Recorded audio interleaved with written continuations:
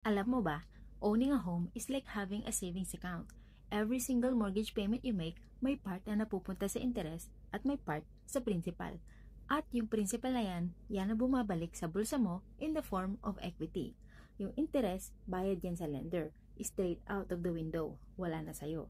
Pero, yung principal, yun ang nagpapalaki ng ownership mo sa bahay mo. Habang nagbabayad ka ng mortgage at habang tumataas ang value ng bahay mo, nagbibuild ka ng equity. Parang secret savings account na lumalago sa background. Baka sabihin mo, Sally, nasa bahay lang naman yan, hindi ko magagamit. Ito ang maganda. Equity is a long-term play. Pwede mo siyang gamitin later on para bayaran ang high interest debts mo, magpa-renovate or mag-upgrade ng bahay, magdagdag ng secondary suite para may rental income ka para makasama mo ang aging parents mo in one place. At pwede mo rin gamitin yung equity para bumili ng second property. Ibig sabihin, habang yung iba nagbabayad ng renta, ikaw naman may ibang tao na nagbabayad ng mortgage mo habang nagbibuild ka pa rin ng equity. Kaya isipin mo yung bahay mo hindi lang basta tirahan, kundi isang bank account na pwede mong gamitin in the future.